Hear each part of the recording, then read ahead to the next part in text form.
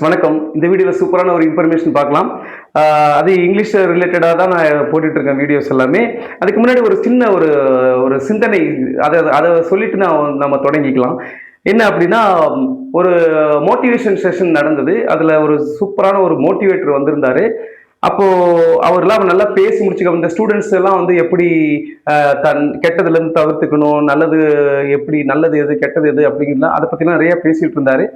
அப்போ அதெல்லாம் முடிஞ்சதுக்கு அப்புறமா ஒரு ஸ்டூடெண்ட் எந்திரிச்சு, ஒரு ஒரு ஒரு கேர்ள் ஸ்டூடெண்ட் எந்திரிச்சு அவங்கள்ட்ட கேட்டாங்க.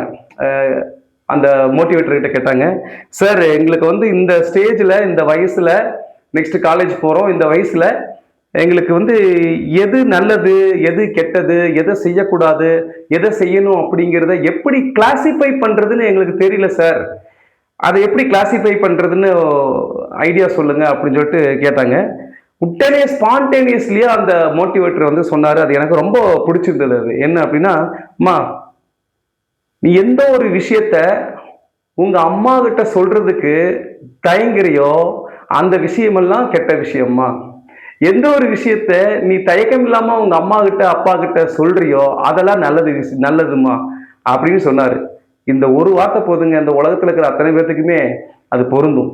சரிங்களா? இந்த இந்த விஷயம் வந்து சொன்னோம்னா அம்மா என்ன நினைப்பாங்கன்னு நினைச்சு பார்த்தா அந்த தப்பு செய்ய தோணாது இல்லையா? ஸோ அதெல்லாமே கெட்ட விஷயம் அப்படின்னு சொல்லி சொன்னாரு. அது ரொம்ப பிடிச்சிருந்தது. ஸோ அது ரிலேட்டடாகவே ஒரு ஒரு ஒரு லைன் பார்ப்போம், ஒரு ப்ராவப் அல்லது ஒரு சேயிங் வந்து பார்ப்போம். என்ன அப்படின்னா, காலேஜ் போய் சேரும் பொழுது பசங்கள்லாம் வந்துட்டு ஒவ்வொரு குரூப்பாக தெரியுவாங்க இல்லையா? இந்த ஒவ்வொரு குரூப் படிக்கிற குரூப்பு, ஒரு குரூப் வந்து ஸ்நாக்ஸ் சாப்பிட்ற குரூப்பு, இன்னொரு குரூப் வந்து விளையாட்டு குரூப்பு, இன்னொரு குரூப் எக்ஸசைஸ் பண்ணுற குரூப்பு, இப்படி இருப்பாங்க இல்லையா? ஸோ அவங்க அந்த இனத்தை சேருங்கிற மாதிரி போய் சேர்ந்துருப்பாங்க. அது ரிலேட்டடான ஒரு ப்ராவப் நான் சொல்ல விரும்புகிறேன்.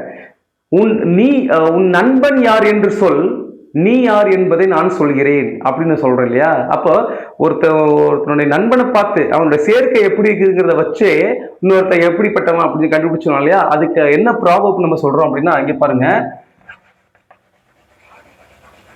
a man is known by the company he keeps. ஓகேங்களா? பாருங்க, a man is known by the company he keeps. இப்ப கம்பெனி அப்படிங்கிறது வந்து ஃப்ரெண்டு, சரியா? கம்பேனியன் அப்படின்னு சொன்னா ஃப்ரெண்டு இல்லையா? a man is known, ஒரு மனிதன் அறியப்படுகிறான். எப்படி அறியப்படுகிறான்னா, by the company he keeps. அவன் இதோடைய மீனிங் என்னன்னா, உன் நண்பன் யார் என்று சொல், நீ யார் என்பதை நான் சொல்கிறேன் அப்படிங்கிற அர்த்தம். சரிங்களா? நான் இன்னொன்று சொல்றேன். இப்போ மாடர்னா உங்களுக்கு இந்த இங்கிலீஷ் நாலேஜுக்கு சம்மந்தப்பட்ட மாதிரி நான் என்ன சொல்றேன்னா, a man is known by the English he speaks. அதனால உங்களுடைய இங்கிலீஷ் நாலேஜை டெவலப் பண்ணிக்கிங்க. உடனே இங்கிலீஷ்னா நாலேஜ் எல்லாம் கிடையாது, அது மொழி அப்படிலாம் இல்லை. இங்கிலீஷ் நாலேஜ் நீங்க எப்படி வேணா எடுத்துக்கோங்க, அதை வளர்த்துக்கிங்க. கண்டிப்பா இது வந்து இந்த உலகத்துக்கு தேவை. Thank you so much. இந்த வீடியோ பிடிச்சிருந்தா லைக் பண்ணுங்க, ஷேர் பண்ணுங்க, மறக்காம சப்ஸ்கிரைப் பண்ணுங்க. நன்றி.